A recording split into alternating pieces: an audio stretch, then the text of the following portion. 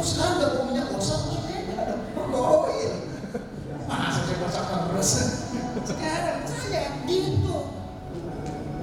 Kenapa? Orang mau lihat sukses pokoknya ya saya.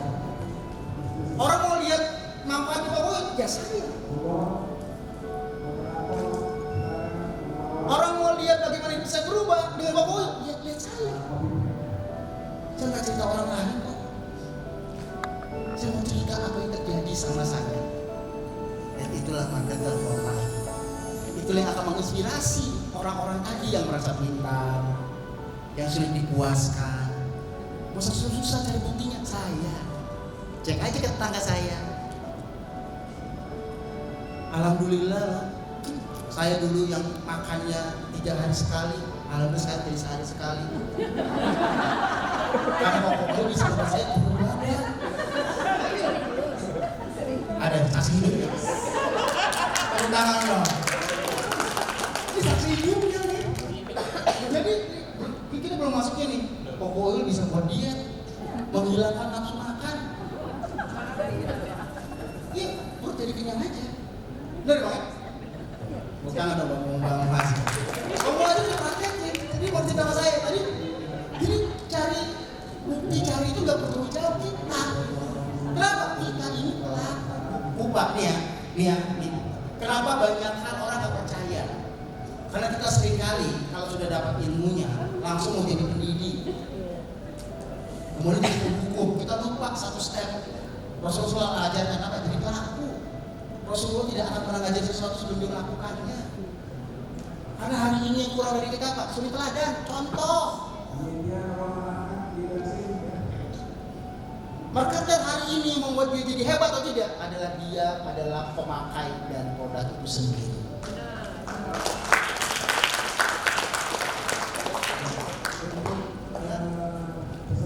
Jadi Bapak Ibu kalau beli paket dari Bang Iwan, pakai sendiri. Iya. Kasih ada. Benar. Ibu pakai kan? Iya benar itu. Nah, iya tepuk tangan dong buat Ibu. Nah, karena dengan begitu kita bisa cerita. Ayah nggak cerita katanya loh, bukan katanya. Saya buktikan sendiri loh. Ini 2 kata yang berbeda. Kalau di DNA nih, ya penerima orang katanya masih katanya. Dengan saya ini, saya sudah mencoba, saya sudah melakukan.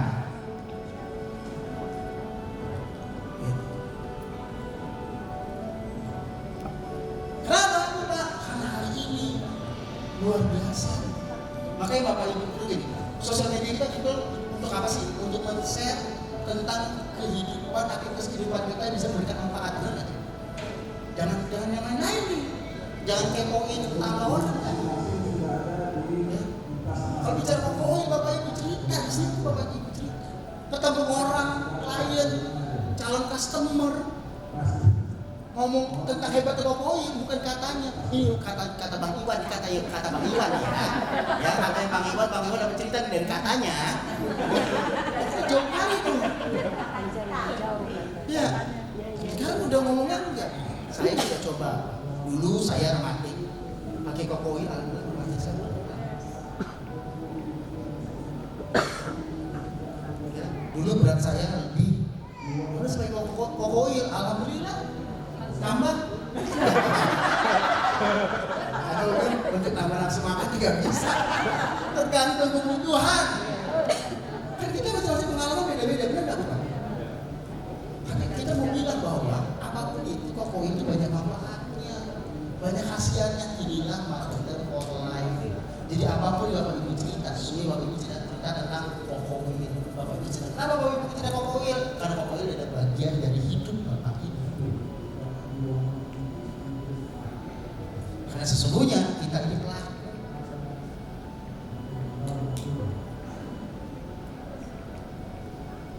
Ya, Pak. Ayo ready? Ready. Oil.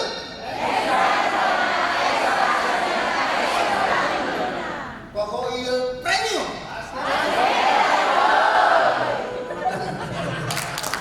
Jangan salah.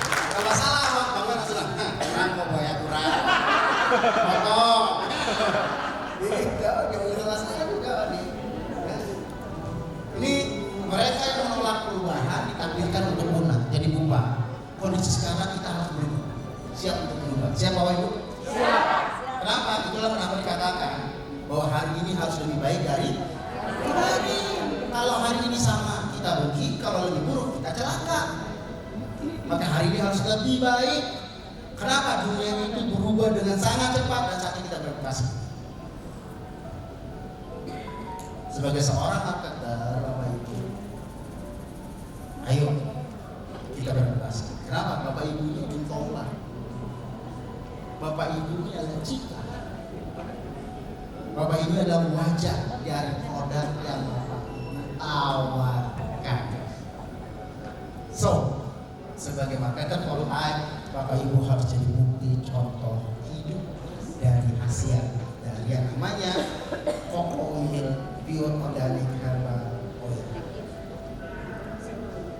Ya, kita lanjut. Kenapa Bapak Ibu ini? Karena kalau enggak,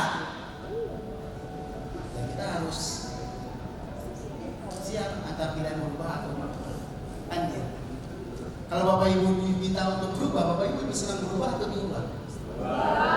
Kenapa lebih senang berubah? Kalau berubah, kita sendiri yang mau. Mau apa? Kayak ini hari ini Bapak Ibu mau berubah, menyediakan waktu untuk kembali belajar, kembali ketemu orang, kembali mengasah apa. Tapi kalau diubah, dipaksa, diseret, gitu. Dan kadang-kadang perlu waktu menyesuaikan. Iya, kalau dia sukses, dia bertahan. Kalau dia gagal, dia hilang. Itu saja. Kalau diubah, dorongannya dari luar. Kalau berubah, dorongannya dari dalam. Namanya tumbuh dan berkembang. Ya. Kenapa Bapak Ibu? Karena hari ini, ya, sama tanya, menurut Bapak Ibu setuju nggak? Pelanggan adalah raja. Hari ini itu salah. Pak, hari ini pelanggan bukan raja. Pelanggan adalah sahabat. Betul, pelanggan adalah sahabat. Zaman sekarang pelanggan itu sahabat. Karena kalau raja berarti kita mau melayani. Iya, terus gitu minta diskon terus. Harga paling murah, tapi harga barang terbaik. Kalau bisa gratis kan gitu. Maka pelanggan bukan raja hari ini. Pelanggan adalah sahabat. Jadi temani, jadi sahabat itu ya, ayo setara, sama.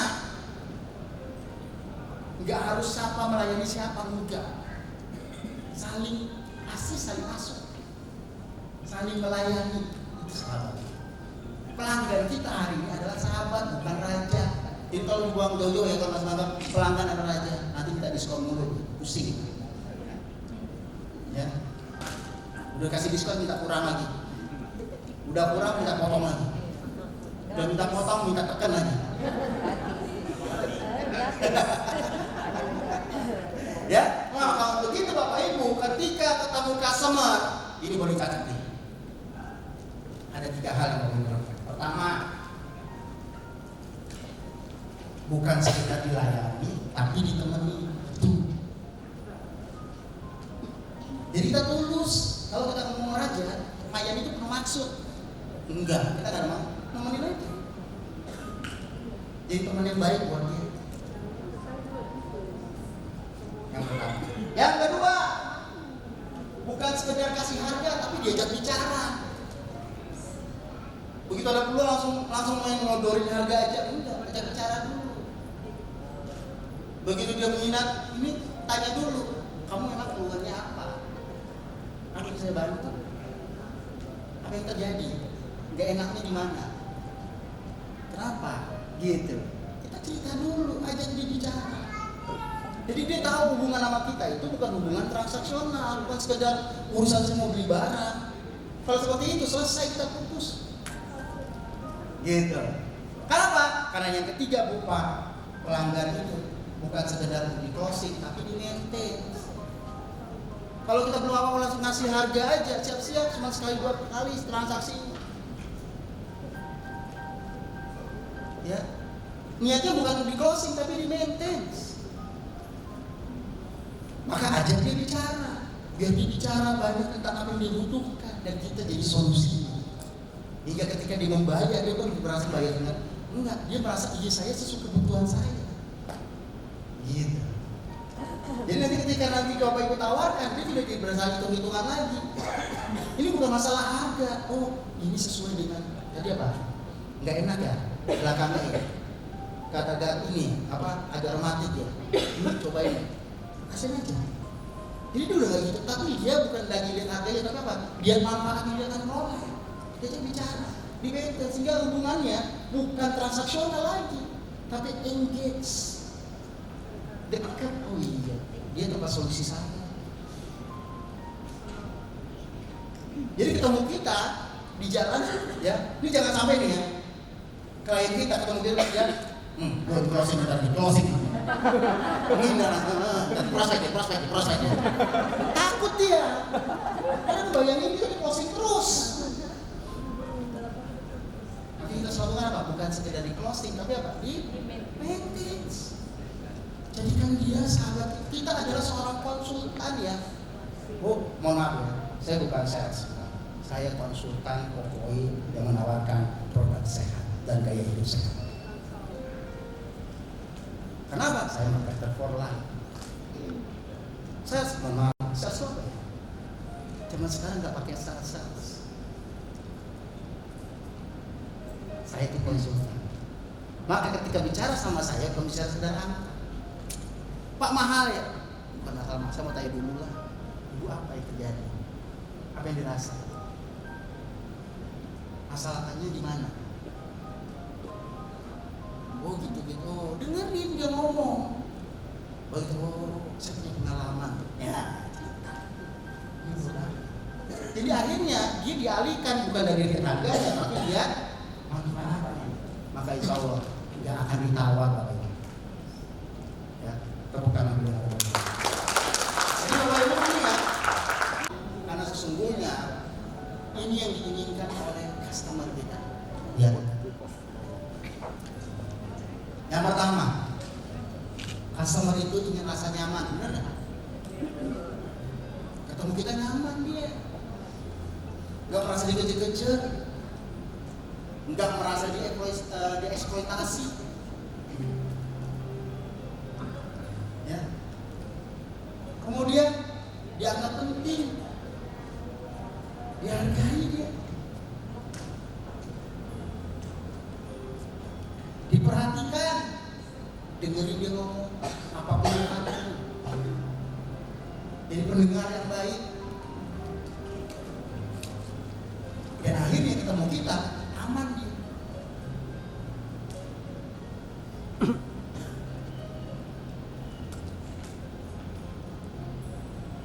Hingga akhirnya nanti ketemu kita dia akan banyak bicara.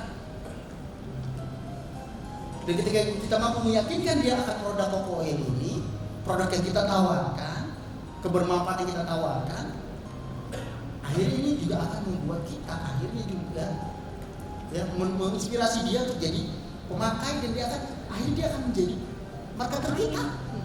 Dia akan cerita sama orang juga. Hingga kalau dia temannya ada yang sakit, saya punya teman, ngobrol sama dia nanti ada solusi. Itu. Ya Bapak, jadi ini, karena ini diinginkan. Ya, saya cepat-cepat. Oke, begitu Bapak Ibu siap? Ayo ready? Ready. 2 hari kita di sini siap? Siap. Sebagai marketer for life siap? Siap. Ayo ready? Ready. Change your way, change your destiny. Ayo kita rubah cara kita. Insya Allah kita akan berubah takdir. Ujungnya kita rubah. Ya. Dan hari ini sudah jam 10.38. Saya lihat wajah Bapak Ibu tidak bisa berbohong. Sudah harap cemas kapan breaknya. Ya. Oke, demikian kita akan break dulu sejenak. Kita akan ketemu lagi. Ya. Pokoknya kita break selama. Siapa bagus? Kalau bagus, nanti session berikutnya setuju nggak? HP-nya nggak usah dipegang, masuk ke dalam kantong atau ke dalam tas. Setuju nggak? Terus jangan lagi cakap-cakap.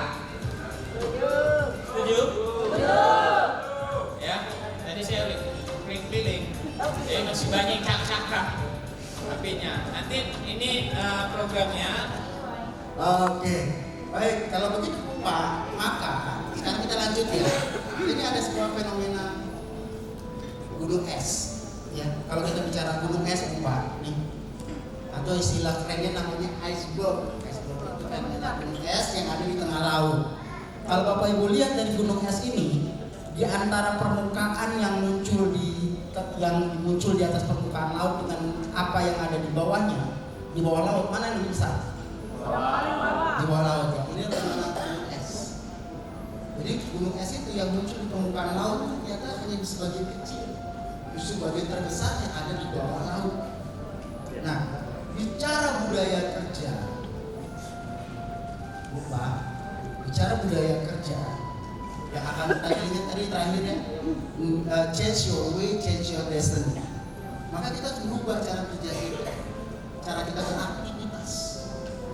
Ya, nah, ternyata Bapak Ibu lihat di sini kalau kita bicara ini adalah beliefs, ini adalah values, ini adalah behavior.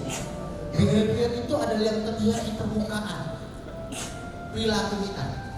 Ya, tapi sesungguhnya perilaku kita ditunjang oleh siapa? Ditunjang oleh belief itu keyakinan sama nilai-nilai yang kita dapatkan.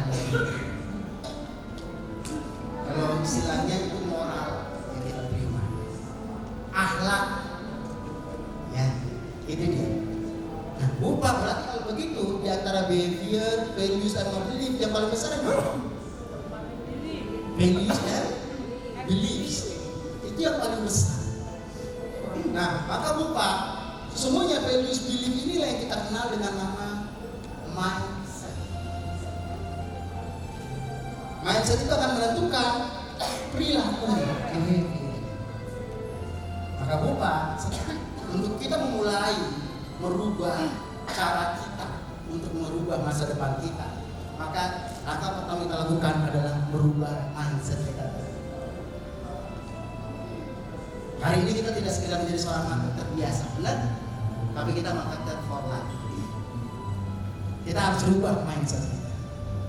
Oke? Saya ada sebuah kisah. Kenapa mindset itu sangat penting?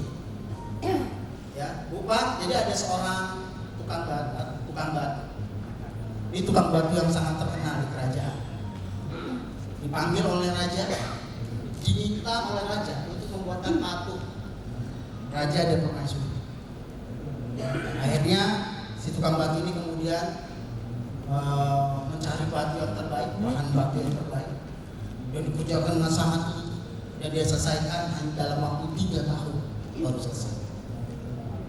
Setelah kemudian ditunjukkan hasilnya sama raja, raja sangat puas dan bangga sekali, senang banget raja. Wah, hebat, kamu memang benar pematung yang luar biasa, terbaik di negeri ini. Dan patung ini akan saya pajang di aula utama istana.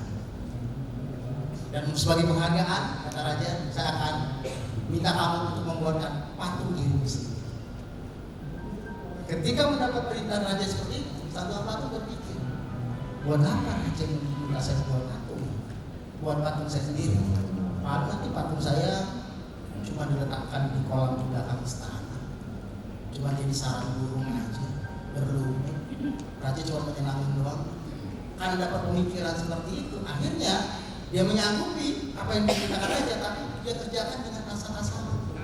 Dia cari bahan yang sederhana, asal-asalan, bahan yang terbaik, dan dikerjakan lebih cepat. 3 bulan udah selesai. Begitu selesai, ditunjukkan hasilnya ke raja, raja surprise kan? Kamu bisa mengerjakan dengan sangat cepat. Apakah benar patung selesai? Sudah raja. Ini karya kamu sendiri. Benar raja. Saya mau lihat kalau ini. Jadi raja turun, begitu dibuka, raja lihat, terlihat wajahnya kecewa. Kenapa kecewa? Karena patungnya biasa aja. Beda dengan yang pertama. Akhirnya ditanya, wahai tukang batu, apakah benar ini karyamu? Semua bilang, benar aja. Bukan asistennya yang buat. Bukan, itu punya saya. Saya yang buat. Tapi kenapa hasilnya berbeda dengan patung yang buatkan buat ini? Padahal aku berharap patungmu akan bersama dengan Pak Buku dan Pak Pramesuri di Aula Tengah sebagai pemampun nomor 1 gitu. Tapi karena buatnya seperti ini, ya sudah mengawal bawa patung ini letakkan di kolam belakang istana. Pertanyaan saya, lupa. Apa yang membuat patung si pematung tadi letakkan di kolam belakang istana? Pikiran si tukang patung. Ketika dia merasa patungnya nantinya akan letakkan di atas kolam belakang istana, dia merasa masalah dan akhirnya dia terjadi. Bukan raja yang meletakkan, tapi pikiran tukang patung itulah yang mengizinkan itu terjadi. Itulah mindset. Kadang-kadang lupa yang terjadi sama kita bukan karena orang lain, tapi pikiran kita yang mengizinkan itu terjadi. Maka Ibu Bapak, untuk merubah cara kita dan merubah destiny kita mulai dengan cara apa? Merubah mindset. Ayo ready? Gabung satu. Bapak nanti sampai ini kalau mau bertanya silakan tanya ya, boleh ya? Boleh ya? Boleh bertanya. Bagi Bapak ini juga sama seperti kita memperlakukan hidup kita, diri kita dan keluarga kita ya. Kenapa?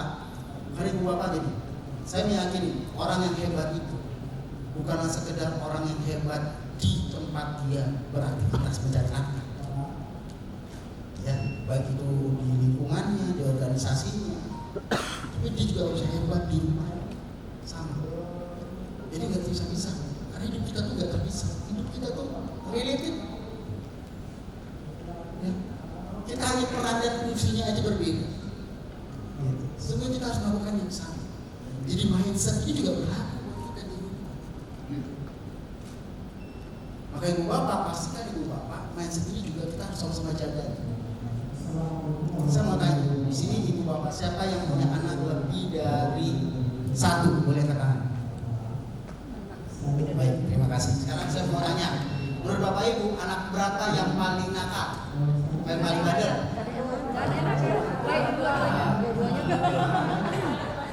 Oke. Baik Bu Pak. Ibu Bapak, ketika Ibu Bapak sudah tentukan anak pertama lebih nakal, anak kedua lebih nakal, nomor 3 lebih nakal, itu adalah disebut dengan mindset. Artinya, ketika anak pertama atau anak kedua yang lebih nakal tadi, di sini Bapak Ibu anggap nakal tadi, melakukan segala sesuatu kenakalan yang sebenarnya kecil, tapi pasti akan Ibu Bapak anggap itu besar. Dan itu akan membuat kita akhirnya menghukumi. Tapi buat anak yang sudah kita anggap baik, ketika dia melakukan kesalahan, kita lebih cenderung mudah memaafkan. Itu mindset. Ketika itu terjadi, siap-siap Bapak Ibu, tanpa kita sadari, kita membeda-bedakan kasih sayang kita sama anak kita. Dan itu tidak boleh terjadi. Dirubah mindsetnya. Gak ada anak kita yang nakal. Yang ada anak kita itu istimewa semua. Maka perlakuannya pun harus dijaga. Harus istimewa. Gak ada yang. Karena begitu kita ada label, ini nakal, ini enggak, ini baik, ini kurang baik, maka takutnya cara kita menangani itu berbeda. Cara kita menangani jadi tidak fair. Kita tidak bisa melihat kebaikan anak itu nakal. Sedikit perubahan yang dilakukan kita menganggap abaikan. Karena itu menganggap nakal. Kayak kejahatan atau kenakalan kecil dia lakukan jadi sesuatu yang besar. Karena dia sudah nakal. Ini mindset bahaya sekali. Jadi mulai sekarang Bapak Ibu ingat, anak kita nggak ada yang nakal, betul? Suami kita nggak ada yang selingkuh.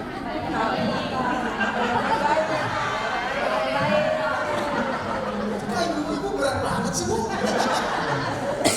Ya, suami kita nggak ada yang nakal. Hanya masa mudanya aja kurang banyak main. Ya, nggak ada. Ya, anak kita nggak ada yang nakal. Anak kita baik. Ya, dengan begitu insya Allah kasih sayang kita akan sama, nggak pilih kasih. Oke, inilah mindset. Oke, tepuk tangan dulu dari Bapak Ibu semua. Kita amankan. Semangat Kopi menyatakan begini Pak. Ini Stephen Kopi ini mungkin Bapak Ibu sering dengar Seven Habits ya, ini buku yang paling terkenal ya. Dia menyampaikan gini, kalau Anda menginginkan perubahan kecil di dalam hidup, maka ubahlah perilaku. Tapi kalau menginginkan perubahan yang besar dan mendasar, ubahlah apa? Pola pikir. Pola pikir ini disebut dengan mindset. Pola pikir. Oke? Coba kita cari lebih dalam lagi. Kalau begitu menurut Bapak Ibu, apa sih yang disebut dengan mindset ya? Let's change your mindset. Ayo kita ubah mindset kita ya. Kita dengan lebih dalam apa itu mindset menurut Bapak Ibu? Ya, pola pikir. Mindset pola pikir. Mindset. Pola pikir. Mindset. Tuh. Mindset. Pola pikir. Masya Allah.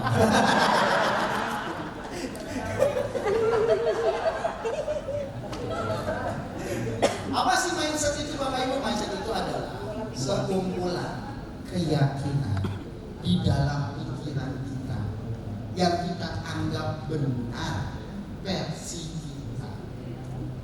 Saya ulang ya, apa itu mindset? Sekumpulan keyakinan di dalam pikiran kita yang kita anggap benar versi kita, bukan orang lain. Itulah mindset.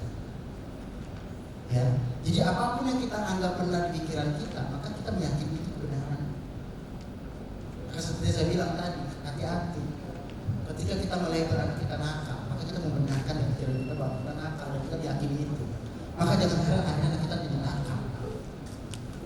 Kenapa? Tanpa sadari kita mendorong dia menjadi seperti itu. That's mindset.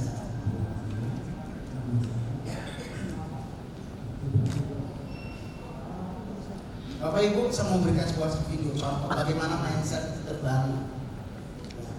Ya, bagaimana keyakinan dalam pikiran itu bisa muncul. Oke, ini dia. Ya, sekumpulan keyakinan yang ada dalam pikiran kita diyakini kebenaran menurut kita sendiri. Mindset. Oke, mari kita lihat video berikut ini. Dilarang masa kecilnya. Tangga no. Terus no. Seperti itu. Akhirnya kita bertanya nggak bisa apa-apa. Bagi kita aneh. Tapi ketika itu jadi mindset si anak, diyakini kebenaran oleh pikiran si anak, maka dia tidak bisa melakukan. Maka ibu bapak kalau ketemu anak, ya ada anak, ini coba tanya, menurut bapak ibu kalau anak beresin mainan, menurut bapak ibu anak itu nakal atau pintar? Kenapa pintar? Kalau dia berantakin mainan? Pintar. Karena dia kreatif. Kenapa dia pintar? Dia ingin mengetahui. Sekarang saya mau tanya, Bapak. Kalau kita lihat anak kita berantakin mainan, biasanya kita marah, apa tidak? Nalurinya marah gitu. Berantakin mulu, beresin. Benar kan? Ya. Gimana bu? Anak siapa nih? Anak bapaknya. Kan gitu. Gitu. Ya, bapak juga sama. Ini anak ibunya nih. Oke, kita selalu nolak aja gitu. Wah, ini kalau yang bagus, anak siapa dulu gitu ya. Bila anak kita nakal, berantakin mainan, kita anggap nakal, kita minta beresin. Tapi pertanyaannya ketika anak kita beresin mainan, kita puji. Suka banyak lupa, nggak kita apresiasi paling. Iya kan? Akhirnya apa? Dan pikiran anak muncul. Oh iya, kalau mendapat perhatian dari bapak ibu saya, gampang berantakin mainan. Maka kita melihat ketika ada anak yang suka berantakin mainan, kita apa? Minta perhatian bapak ibu. Karena kita jarang memuji ketika kita. Maka saya mindset itu berubah. Ketika dia merapikan mainan, puji dia. Maka dia tahu untuk mendapat perhatian bukan sekedar berantakin, tapi malah tegak. Inilah mindset. Kalau kita sering terbiasa sama anak kita, kadang-kadang ya, kalau dia jatuh, ini saya perhatikan di Indonesia, anjing lah. Anak nabrak tembok, dasar temboknya nakal ya, Akhirnya jangan heran, akhirnya dia terbiasa menyalahkan orang lain, nabrak, kan dia nabrak. Gitu. Ini mindset. Terus apa Pak? Jangan main hujan ya, nanti sakit. Jangan main hujan hujannya nanti sakit, kena hujan nanti sakit, flu ini. Maka jangan heran banyak anak kita kena hujan ini flu. Zaman dulu hujan, lari, kan hujan. Lupa ini mindset. Istri saya kebetulan mengajar di SD di daerah Bendungan Hilir. Daerah Bendungan Hilir itu di belakangnya itu perkampungan ekonomi ke bawah. Bapak, itu anak-anak kalau udah hujan, istri saya ngajar kelas 2, kelas 3 SD. Kalau udah hujan, dia akan ngaji ke istri saya bilang, "Bu, boleh pulang tempatnya? Aku hujan rezeki, mau ngojek payung." Jadi bagi mereka hujan itu rezeki, bukan sakit. Akhirnya mereka alhamdulillah tak pernah sakit kan, urusan hujan. Anak-anak kita terbiasa bilang kena hujan sakit, kena hujan ini sakit. Bagi dia hujan maka bukan sakit, rezeki, dia keluar. Maka jam 12 malam masih ngojek payung, jalanan bukan sakit. Kenapa? Karena hujan adalah rezeki, itu mindsetnya. Kita hujan, lu hajar lah hujan ini, dia meriam deh. Nah, itu mindset. Sekumpulan keyakinan di dalam pikiran kita yang kita yakini kebenarannya. Versi siapa? Kenapa yang jadi berbahaya Pak? Karena ketika kita bermindset seperti ini, tubuh merespon. Ini konteksnya. Bahwa tubuh akan merespon, perasaan akan menyesuaikan seperti apa yang kita pikirkan. Karena mekanisme tubuh itu nyambung. What you feel menjadi what you think, what you think menjadi what you see, what you see menjadi what you say, what you say menjadi what you do, what you do, what you get your destiny. Apa yang kamu rasakan menjadi apa yang kamu pikirkan, apa yang kamu pikirkan menjadi apa yang kamu lihat, apa yang kamu lihat menjadi apa yang kamu ucapkan, apa yang kamu ucapkan menjadi apa yang kamu kerjakan. Apa yang kamu kerjakan menjadi apa yang kamu dapatkan, apa yang kamu dapatkan menjadi masa depan. Mindset. Hati-hati dengan pola pikir. Hati-hati dengan keyakinan dalam pikiran. Ayo kita set up mindset kita. Kenapa? Karena dalam pikiran kita. Yang kedua, limiting beliefs. Ini keyakinan yang terbatas, yang nggak mampu. Apa ya? Sering merasa nggak mampu, nggak bisa. Bukan saya, ya apalah saya. Kan saya apalagi. Kan saya. Orangnya memang begini. Gibah. Ya saya memang tidak bisa. Ya. Apa isinya? Nih. Ya. Ada perasaan tidak memiliki harapan. Ada perasaan tidak mampu tanpa pertolongan orang lain, jadi nggak bisa berdiri sendiri. Atau merasa tidak layak. Ubah, maka dalam keyakinan kita ini harus dihancurkan limiting beliefs. Ketika merasa tidak ada harapan, berilah harapan. Maka ikutlah dengan pokoknya. Karena ngomongin ada harapan. Ketemu orang-orang yang penuh harapan. Ketemu orang-orang yang optimis, beri harapan. Jadi kalau kita lihat ada orang merasa sering nggak mampu, ya nggak ada punya, aduh, kan saya kan memang udah begini, pendidikan rendah, ya, ya nggak punya uang, kepala saya beri darah, kamu bisa, yakin kan? Kita tuh malu Allah ciptakan kita sama, nggak ada beda. Kalau tidak punya kemampuan, beri kemampuan, maka datang ke Bang Iwan, dikasih skill. Bagaimana marketer yang baik? Selling itu gimana? Bicara sama orang itu gimana? Closing itu gimana? Kalau nggak merasa layak, beri penghargaan. Walaupun mungkin hari ini prestasinya tidak drastis, hanya 1, 2, 3 kemajuan diraih, beri di tepuk tangan Tuhan. Hari ini lebih baik dari kemarin-kemarin. Lanjutkan, walaupun sudah 3 bulan tak closing. Terus oke, yang penting kan kemarin ketemu orang masih takut, sekarang udah lancar, wes mantep. Itu beri penghargaan. Ini berlaku buat nanti kalau bapak ibu ya, karena kan hari ini bapak ibu ini para leaders akan punya tim di bawah, mau mengembangkan pokoknya biar makin besar lagi. Maka ini kalau kita namanya kita. Pak, saya kan nggak bisa jualan, tenang, gabung sama kita, saya ajarin. Saya bantu, kasih harapan. Pak, tapi kan saya nggak ngerti. Tenang, saya kenal sama Bang Iwan, jago jualan. Bang Iwan degem aja closing. Saya kenalin lah. Itu pelatihan pokoknya di pokoknya center. Amin. Iya Bang Iwan. Ya, aja Bang Iwan. Ya.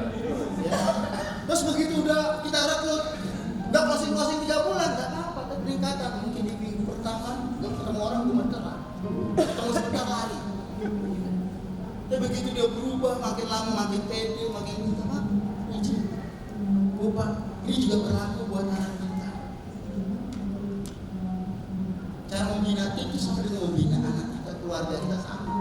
Jadi kalau bapak ibu lihat anak kita hari ini, ya lagi belajar sholat, mungkin sholatnya masih belum bisa tepat waktu, jangan kesel. Yang penting bagi kita adalah dia tiap hari sholatnya makin lebih baik. Kalau mungkin selama ini sholatnya ya akhir waktu zuhur, awal waktu asar, jangan marah terus. Habis itu mulai bilang lagi, ayo sholat tepat waktu, ajar terus. Gitu. Hargai setiap kebaikan yang dilakukan, sekecil apapun. Karena upah hari ini banyak orang kelaparan tidak bisa makan, tapi lebih banyak lagi orang kelaparan tidak pernah dipuji seumur hidup.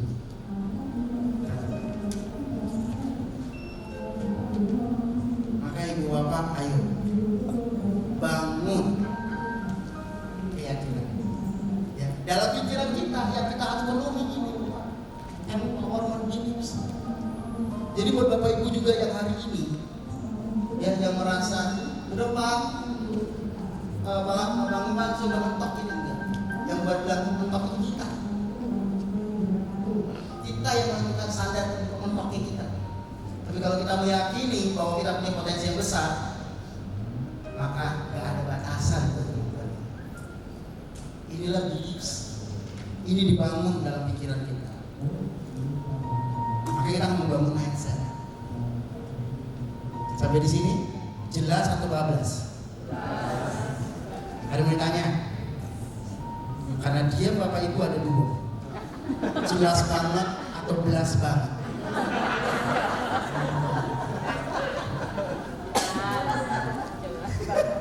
Jelas atau bablas?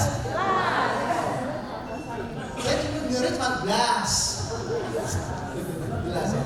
Tepuk tangan dari bapak ibu semuanya. Lanjut. Minus.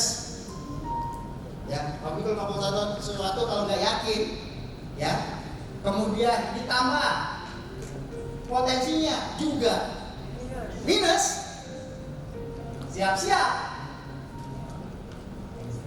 actionnya juga minus. Kenapa? Karena kan udah nggak yakin, nggak punya kemampuan, merasa nggak punya potensi, aksinya ini semangat atau malas-malasan? Malas-malasan. Hasilnya ini lingkaran setan.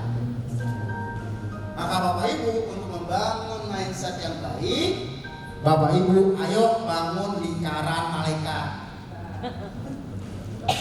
Ya, pertama yakin bahwa ini adalah terbaik. Profesi hari ini yang saya pilih, jalan yang saya pilih ada yang terbaik. Yang hari ini Allah kasih ke saya kesempatan, saya lakukan. Harus yakin. Keyakinan yang kuat ditambah dengan potensi. Oh iya, Koboil ada pelatihan, ada ketemu dengan saling sharing, saling menguatkan. Belajar. Potensinya dinaikkan. Makin yakin, maka kita akan mau melakukan aksi. Semangat kita mau hujan badai, guntur, petir menyambar, angin, tetap jalan. Maka insya Allah hasilnya juga maksimal. Ini yang perlu kita bangun, Pak, dalam mindset kita. Yakin, potensi kita juga kita yakini kita punya. Jadi jangan pernah merasa lupa, kita merasa saya ini nggak punya potensi ya. Buang pikiran dia, buang. Ibu bapak, jangan pernah menyatakan pada diri Anda bahwa ada orang tidak punya potensi. Ketika Anda mengatakan tidak ada orang Anda tidak punya potensi, artinya sama saja Anda sedang merendahkan Tuhan, sedang merendahkan Allah. Kenapa? Karena Allah itu Maha Pencipta, Al-Khaliq, yang maha kreatif, di mana ciptaan Allah itu benar-benar sangat kreatif, tidak ada yang sama. Ya, manusia itu diciptakan dengan sangat variatif. Gak ada cipta manusia, Allah itu menciptakan manusia dengan sama, gak ada. Bahkan kembar, identik sekalipun masih bisa dibedakan. Baik itu sidik jarinya, DNA-nya, telapak kakinya. Jadi jangan merendahkan Allah. Kalau merasa punya potensi, Allah ciptakan kita luar biasa potensinya.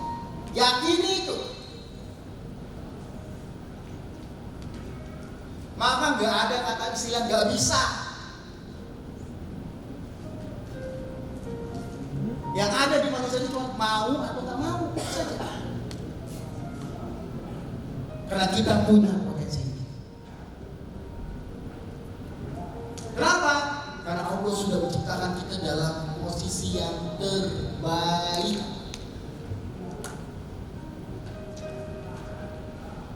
Bapak sama tanya, menurut Bapak Ibu mana lebih mahal? Barang yang dijual di pasar yang banyak atau barang yang dijual di toko yang terbatas? Terbatas. Kenapa lebih mahal?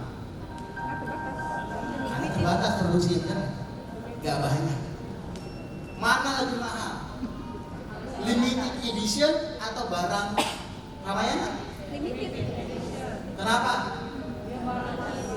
Mana yang lebih mahal? Limited edition atau yang diciptakan satu-satunya? Satu-satunya. Nah kita manusia itu satu-satunya. Bapak Ibu, gak ada yang sama. Maka manusia itu unik, satu-satunya gak ada. Kita tuh unik. Kenapa? Karena satu sama lain gak akan ada yang sama. Unik. Maka Anda bisa katakan sama teman Anda, nanti kalau gue meninggal gak ada orang kayak gue lagi cuy. Lo kangen pasti. Gak ada lagi. Tamu itu cuma satu-satunya. Gak ada. Tamu meninggal gak ada lagi kayak tamu. Tamu juga beda. Gak ada yang sama. Kenapa? Karena kita ini satu-satunya gak ada dua. Karena Allah ciptakan sangat. Artinya kita punya potensi besar. Maka jangan pernah bilang gak bisa. Kalau orang lain bisa, saya bisa. Kalau orang lain bilang nggak bisa, saya tetap harus berusaha bisa. Yes.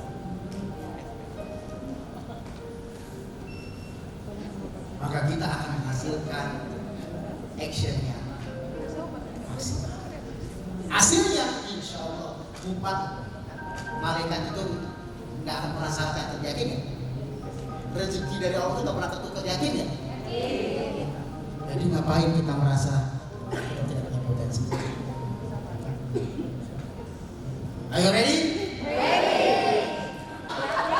Kalau Bapak Ibu hari ini masih merasa masuk status dari bangunan itu adalah kewajiban, siap-siap tiap hari makin berat. Jangan. Tapi kalau sudah merasa sebagai kebutuhan, wah mantap nih, ada bahan lagi menyebarkan kebaikan. Begitu. Yang benar. Posting setiap hari. Dengan sepenuh jiwa. Ya, silakan Pak. Nah itu jadi sesuatu yang berbeda. Saya butuh itu karena saya senang. Gitu. Kesenangan itu sesuatu yang kita butuhkan, bukan kita wajibkan. Karena kan kalau setiap pagi itu kan Pak Iwan mau kawan. Iya. Pak Iwan senangnya di situ. Iya kan iya. Tuhan loh. Gitu. Apa jadi kebutuhan? Selesai banyak loh. Gitu. Tapi kalau kebutuhan kita nggak peduli closing berapa atau tidak hari ini gitu. Hari ini adalah saya satu bahkan bertemu banyak orang bermanfaat, ketemu saudara baru, sahabat baru. Kalau ketemu ingetin Bang Iwan berarti saya dapat ilmu baru. Ini saya butuh. Maka nggak ada merasa keengganan, nggak ada merasa jadi berat hati, enggak. Aduh seneng, aduh malu banget, buat janji, aduh prospek lagi, aduh ditolak lagi, aduh reject, no problem. Karena saya tahu begitu ujungnya pasti ada yang terima. Tepuk tangan dulu. Apa Pak? Tanya, apa kunci keberhasilan dari KFC Kona Sandwich? Ketika memulainya Pak, ternyata Kona Sandwich itu kan mengetok pintu 1000 pintu baru kemudian resep itu. Kenapa? Karena Kona Sandwich merasa butuh terhadap resep ini KFC. Karena dia yakini resep KFC yang dia buat ini akan merubah hidupnya. Dia butuh. Maka dia nggak mengenal menyerah, ditolak di pintu pertama, nggak membuat dia mundur. Ketok pintu kedua, pintu ketiga, pintu ke-100, pintu ke-500, dan akhirnya pintu ke-1000 lah. Resepnya diterima dan hari ini dia menjadi sangat mengglobal. Jadi lupa yang membuat kita terus maju itu karena kita butuh. Jadi Bapak Ibu hari ini cara menyebarkan Kokoil kebutuhan kewajiban. Sampai lupa ya mindset kita. Jadi bicara Kokoil kita bicara apa? Katakan, mahal pikiran. Mahal pikiran. Yakinkah? Dalam pikiranku. Menyebarkan Kokoil adalah kebutuhan. Menyebarkan kebermanfaatan. Menyebarkan kebaikan. Khasiat dari Kokoil adalah kebutuhan. Ini.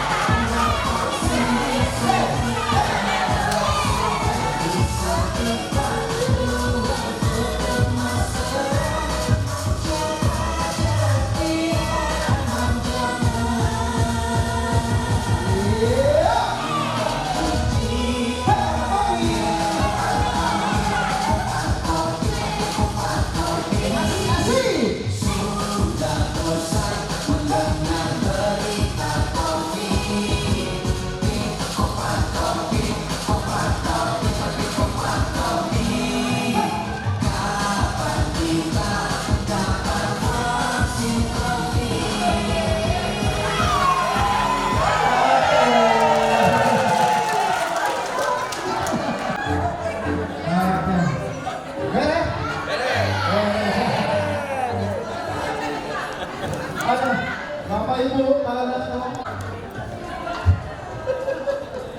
Masya Allah. Ya, Bapak Ibu, semoga tadi kita melakukan aktivitas senam tadi. Aku air pranyu.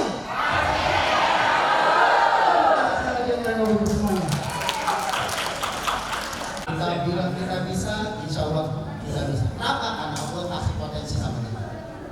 Sama manusia dikasih potensi. Kesempatannya sama. Dan kalau kita begini, kita nggak bisa. Ini tokoh luar biasa. Ya, tokoh ini inspirasi buat saya. Ya, bagaimana tokoh ini adalah presiden ketiga Indonesia. Siapa? Bapak B.J. Habibie. Ya, mari kita dengarkan apa sesungguhnya yang menjadi visi Bapak Habibie beliau dan diri.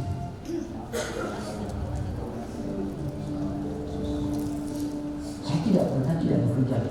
Kalau orang berkata sama saya, Pak, kamu bisa begitu? Minta kereta apa itu? Saya minta sepeda. Sikap.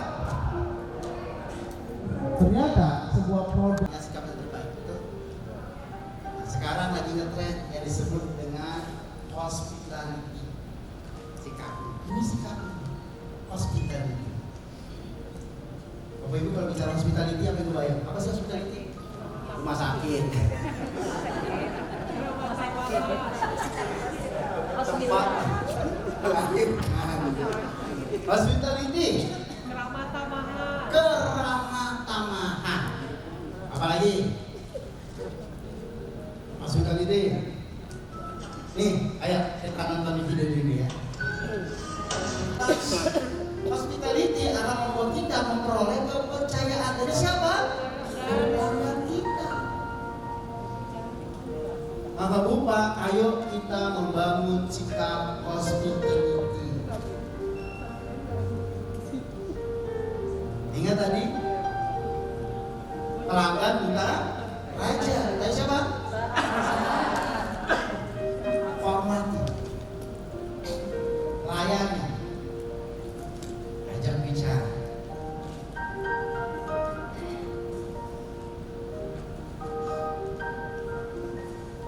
Ya, karena dengan begitu orang akan balik lagi. Bapak, ketika saya bertanya deh kalau orang percaya sama kita, apa yang kita tawarin? Mau diambil nggak? Udah ngomong harga lagi nggak? Enggak, udah percaya. Saya percaya Pak, saya nyaman. Kadang-kadang kita dicari orang, kenapa? Karena dia nyaman sama kita, gitu aja. Masalah harga mah kadang-kadang sosok. Dia bisa ketemu dengan orang lain, bisa beli fokus dari tempat lain, tapi kan balik sama kita. Karena udah nyaman. Mau beli toko langsung juga bisa, orang alamatnya ada. Tapi udah nyaman, senang. Itu hospital. Kalau begitu Bapak Ibu, pertanyaannya adalah apa itu hospitality? Keramah-tamahan. Apalagi? Pelayanan bagaimana? Pelayanan terbaik, apalagi? Pelayanan sepenuh hati, apalagi? Ketulusan. Great, apalagi? Membangun silaturahmi. Kenapa Pak? Empati. Komando ini cara 1, 2, 3. Ya, 1, 2, 3. Ini komando. Kita nonton pasti di tengah sini. Contoh. Kalau ini saya tak bilang kan. Jadi ini ya, kayak gini.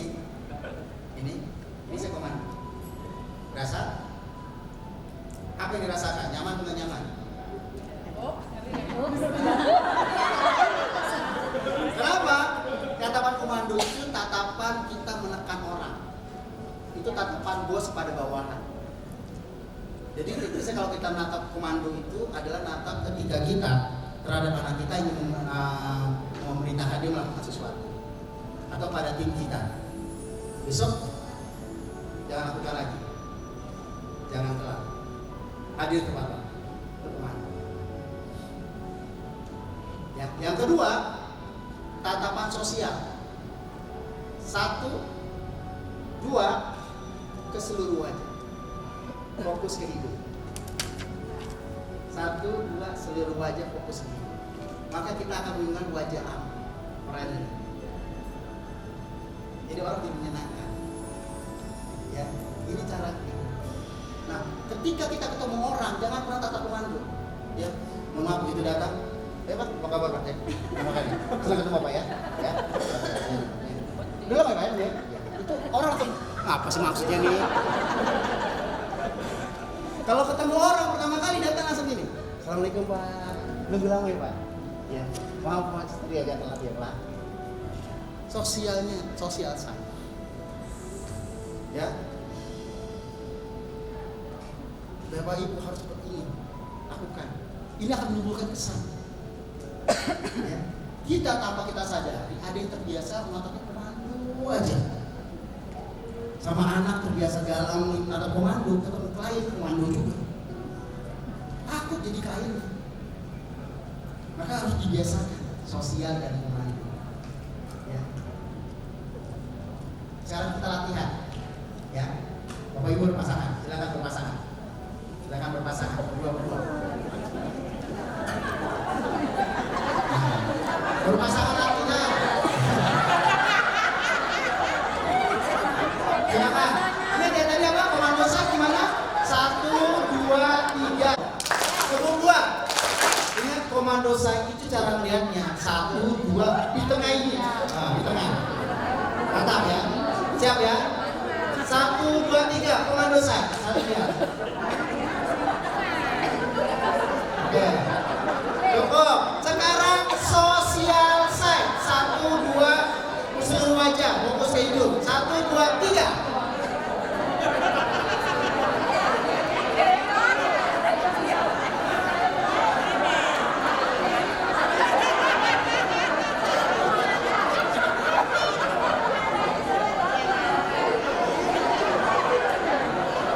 Oke, sekarang silakan Bapak Ibu melakukan aktivitas ini sama temannya, tapi suruh temannya tebak. Saya lagi sosial side atau komando side, gantian. Silakan tebak. Silakan cabut dulu. Silakan saling tebak. Bebas. Tanya, saya sosial side atau komando side?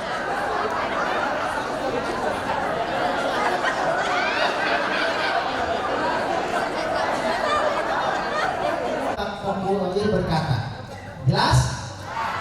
Kalau tidak ada nggak boleh diikuti. Jelas? Ayo ready? Oke, begitu Bapak silakan berdiri semuanya. Saya akan lihat dari atas ya. Nanti pokoknya berkata permainan ini akan dimulai. Dan pokoknya akan berkata permainan ini akan berakhir, maka permainan berakhir. Jadi kalau pokoknya berkata permainan dimulai, permainan dimulai. Dan kalau Kokoyo berkata permainan berakhir, baru berakhir. Jadi sebelum ada segitu permainan akan terus berjalan. Jelas? Kokoyo berkata turunkan angkanya. Wah, keren. Itu bisa. Tepuk tangan dulu yang berdua ya. Kokoyo berkata tangan kiri genggam. Kokoyo berkata tangan kiri lepaskan. Turunkan. Yang turun duduk. Yang turun duduk. Yang turun itu. Pokoknya berkata pegang hidung dengan tangan kanan.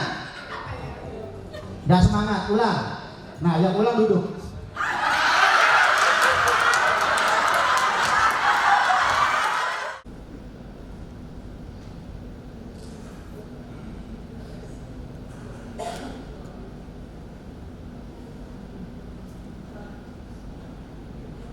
Bapak Ibu, kalau kita di peta, ingin menuju suatu tempat, apa yang kita tentukan di Google Map pertama kali?